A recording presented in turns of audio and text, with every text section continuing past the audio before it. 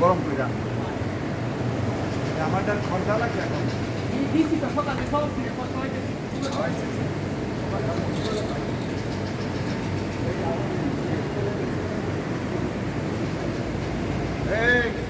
তোমার সে বাইক নিয়ে সকালে কত সময় এই যে হাতে রাখছে ফাইল কোনটা কি আছে এটা হলো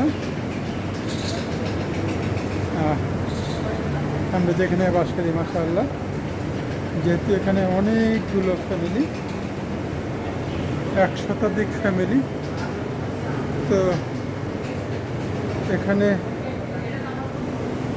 যারা ফ্ল্যাট বাড়িতে বসবাস করি, আমরা যারা করি সবাই তো কম বেশি সামর্থ্যবান,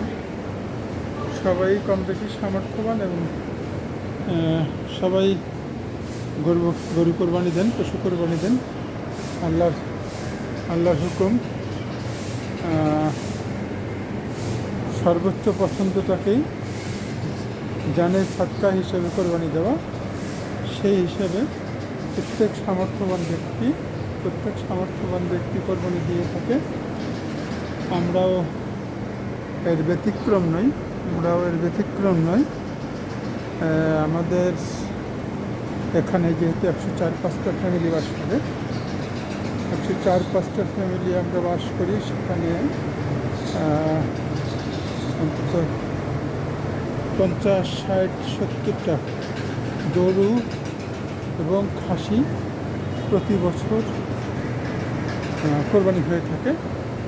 50-60-70টা গরু এবং খাসি কোরবানি হয়ে থাকে।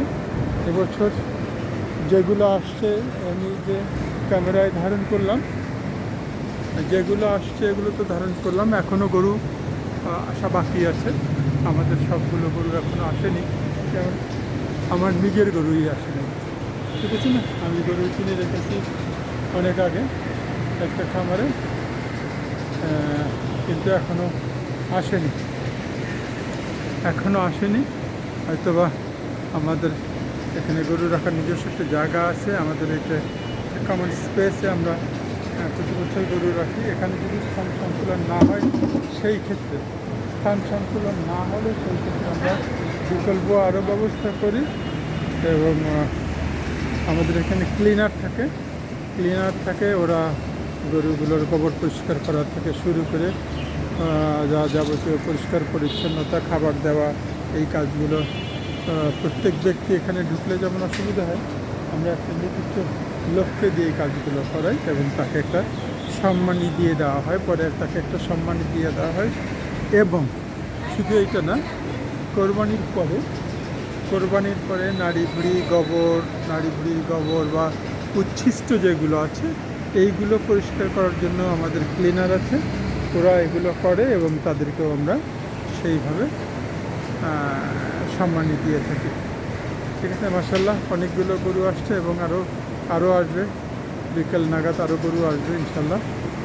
তো এইটা শো আপ করার জন্য নয়, আল্লাহ সবাইকে সামর্থ্য দিক, সবাই সামর্থ্যবান হলে সবাই কোরবানি দিক, সেই কামনা করি সবার জন্য। ঈদুল আজহার শুভেচ্ছা, ঈদ মোবারক।